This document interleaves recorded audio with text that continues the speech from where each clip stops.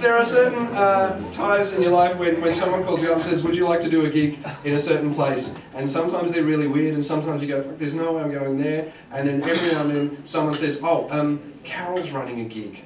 I don't know if you know, it's Karel who's been up here, has been running shows in Paris for like 10 years, and these Milan gigs, and they're the one show that when they come up, every comedian in the world goes, I'm going there. Yes, yes, I don't care where it is. To the point, I had, this is not even funny, but it's just a lovely thing that happened to me on Saturday. I was doing a radio interview in London with a whole bunch of performers. Bob Bailey, who's a comedian, Shelley Berman, who's an American comedian, and there's this American singer, country singer with big boots just sitting there, and we're just talking away, and he's, I was just saying I'm from Australia, and he's like, I'm from Austin, Texas, and who'd have thought we'd be on the other side of the world, sitting in the middle of nowhere, just having a chat. He said, do you know something? There's a guy in Paris called Karel who runs some shows there. You've probably never heard of him. He showed me around Paris on his scooter once, and that was the best day I ever had. I know Karel, and he went, you're shitting me. This was last Saturday. I said, I'm going to see Karel on Monday night on Milan. He went, you son of a bitch!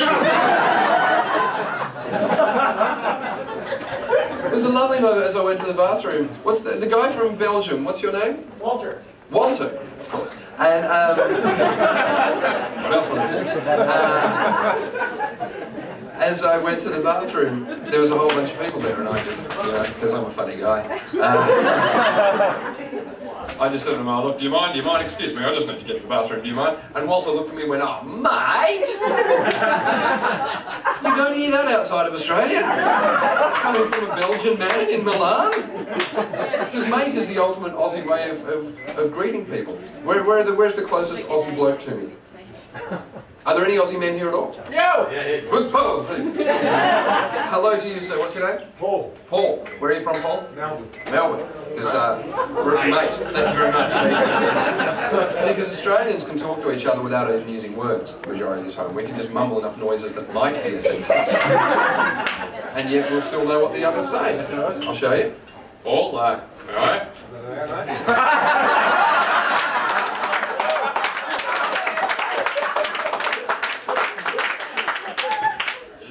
You having a good night?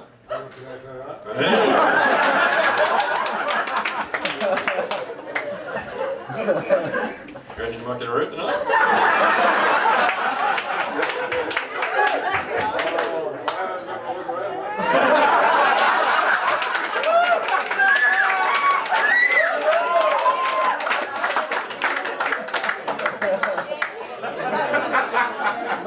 That was beautiful. What did he say? Oh, if you have to ask, you'll never. From the very beginning, or just the last little bit? The last little bit was sounding something along the lines of, I don't know, I'm going to have a bit of a look around. But kind of, I don't know, I'm going to look around. It's not really the language of love, is it? Italian is passion, is I will take you home, I will take you like a stallion. That's right, oh, good night, Cheryl, are you up for it?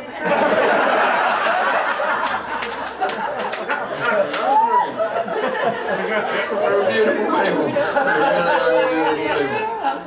Where are you from in England? Are you from whereabouts in London? Covent Garden. Was everyone, you know, safe and sound on July 7th? Everyone was okay? It's amazing. I was in Australia on July 7th. I lived in London for about 3 years, so I feel like an honorary Londoner. Like, I blow my nose when black stuff comes out. Yeah! I had my wallet lifted. I'm at home! So on July 7, I was in Australia, but I was watching the coverage of the bombings in London, and I was just so impressed by the way London people dealt with it, because there were no histrionics. There was no kind of over the top kind of, oh my God, the tragedy, I'll never sleep, the children. There was none of that. There's one guy being interviewed. He had every limb in a cast in hospital, and there was a camera in his face with a microphone. They said, what happened? And he just went, oh, there was a white flash, wasn't it?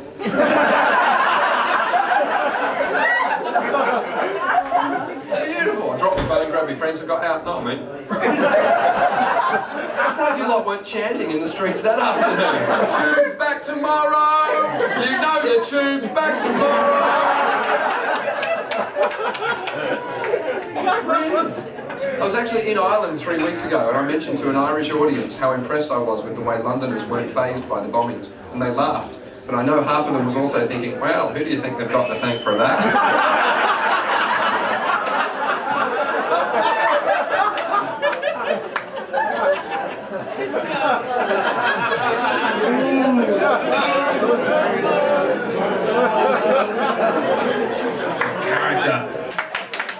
Aussies know we have a very weaselly-looking Prime Minister. Yeah! Suspicious bald head, big bushy eyebrows, like 3 wisps of hair combed across. Threatened Kofi Annan at one point, said Kofi Annan should listen to the rest of the world's leaders. They're laughing because that's what he sounds like. I'm sure Kofi Annan was watching television going, oh my god, I think I just upset Gollum.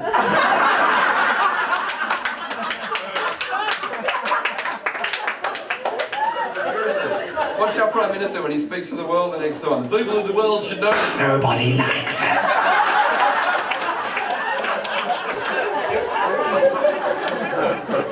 In Australia, colour-coordinated tampons. Tampons in different fashionable colours. Why? I don't know. I'm completely out of my territory here. I'm not sure, ladies. Has there ever been a time when you've been out at a bar going, you know what? I feel a bit out of fashion today. Why is that, Susie? Well, my tampon doesn't match my shoes. In America, there was all this... I mean, it just...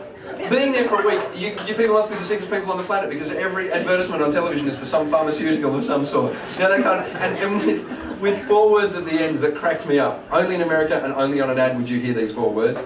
Actual results may vary. So it was like ads just going, ever since using new hair, my hair has come back thicker and stronger than ever before. I'm more attractive and women find me more confident. Thank you, new hair, for giving me my new hair. Actual results may vary.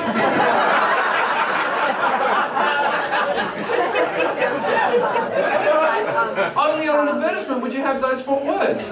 You wouldn't accept that in general conversation. Imagine we were chatting tonight and I said, okay, here's what we're going to do. We'll go out, we'll have a pasta somewhere, we'll go and check out the show, there's a jazz band on afterwards, we'll hang out, have a few drinks, and if you're up for it, back to my place for DVDs. Actual results may vary. Imagine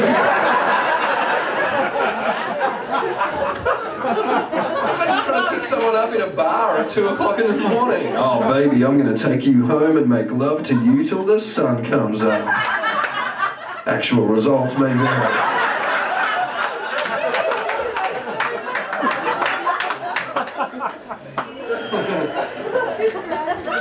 The renovations will be completed on the Duomo Cathedral within 2 years. Actual results may vary.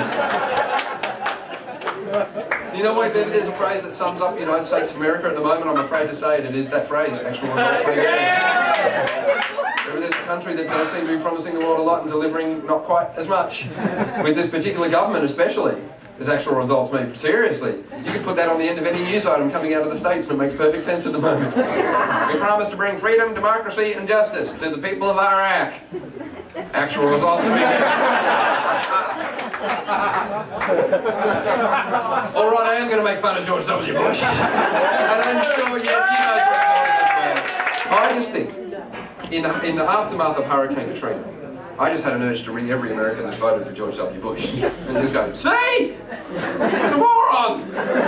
Because I don't think Bill Clinton would have reacted that badly. I think Bill Clinton knew what people wanted. He knew how to present the right image to the people of America. He was smart. 3 days after the hurricane went through, George W. Bush was still watching television. Was there a storm? Should I do something about it? If Bill Clinton had been in charge, he would have been standing on the New Orleans docks the day the hurricane hit town with his pants around his ankles just saying, hey Katrina, blow this!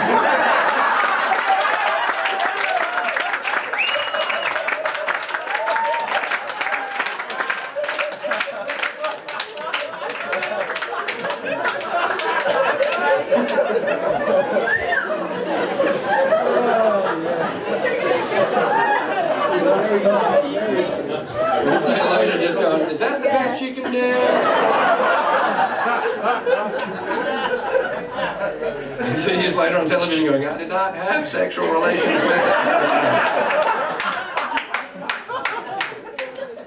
Karel, can I keep talking, or do we have to get out of here for the jazz band?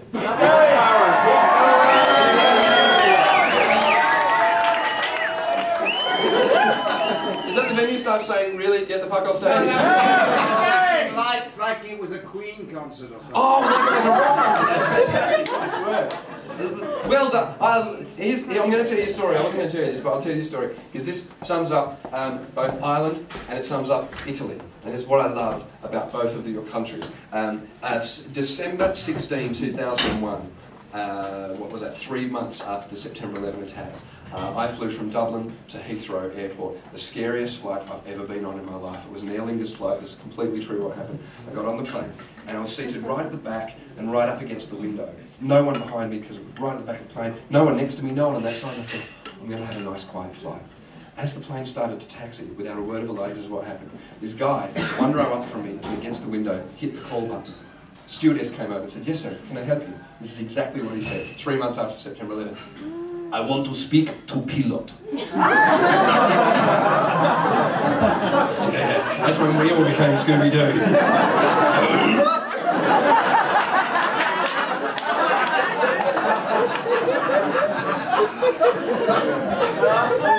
And the stewardess said, I beg your pardon? Oh, you mean the pilot? Yes, speak to pilot now. And she said, you can't speak to the pilot. We're about to take off. At which point he said, I want to speak to pilot now! I shat my own pants. The entire plane turned to look at this guy who stood up and went, I am not going. I do not want to go. And she went, why? Why don't you want to go? And this is what he said. Because there is bomb on the plane. Everybody will die. No, I found out, yeah, we were all waiting for the joke. Everyone went,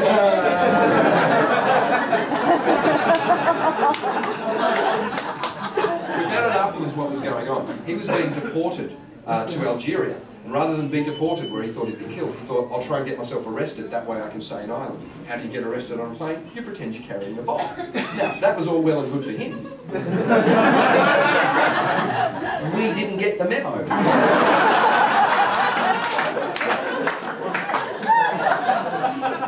We thought he was serious. We're looking at this guy, and he's standing up and going, and we had a hint he was bluffing, right, when he said this, everybody will die. You will read about this in tomorrow's newspaper.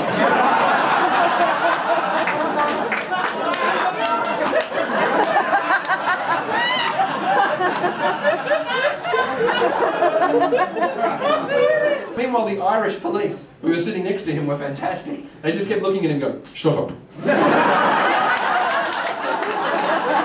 I think they realised I was getting a bit freaked out because she said, would you like another seat? And I think I said, no, the seat's fine, I'd like another plane. They moved me about 15 rows up so there was no one near the guy. And now I was seated next to an Italian guy. And this is where it got good, because the guy down the back just decided this isn't going to work, I'm not going to get thrown off, I have to start offending people. He actually turned to the stewardess and went, you are bitch slapper. And everyone went,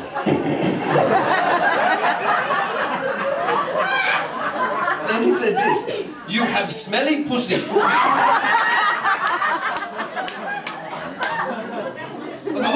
Everyone just went, oh, that's it, get off now, come on. You don't say that.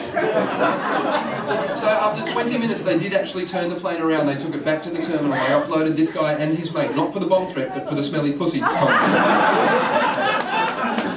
And as they took him off, two of the coolest things I've ever seen took place in my life. One was the Italian guy I was sitting next to. As the guy was taken off, this is what he did. Everyone else just sitting there straight ahead going, The Italian guy just turned around and went, bum, bum, boom.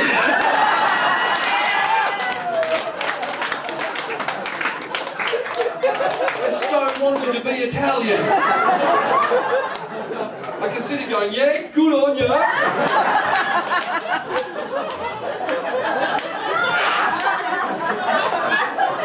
I figured it wouldn't have the same effect.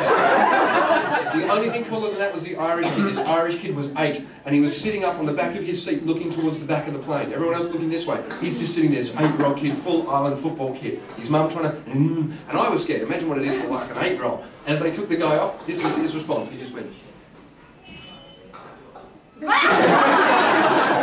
The most beautiful single act of defiance I've ever seen. It wasn't even straight up, it was just on an angle. And it made the guy angry. He was walking off quietly thinking, hey, I can say it either. And it went, you will die, little boy. He must have been sitting there going, oh man, what beats a bomb? Paper, rock, scissors, rock, that's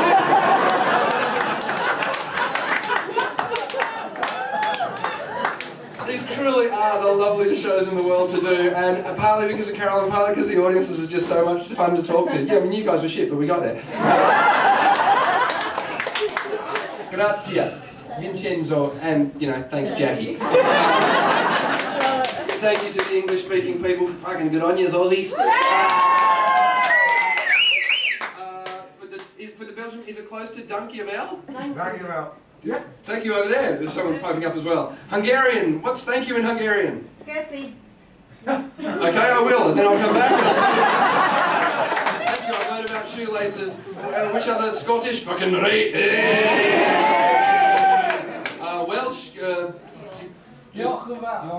Oh, you're just making noises up now. Yeah, oh, Welsh. Oh, can I wish you a very fond thank you so much for having me. I've just had an absolute ball. And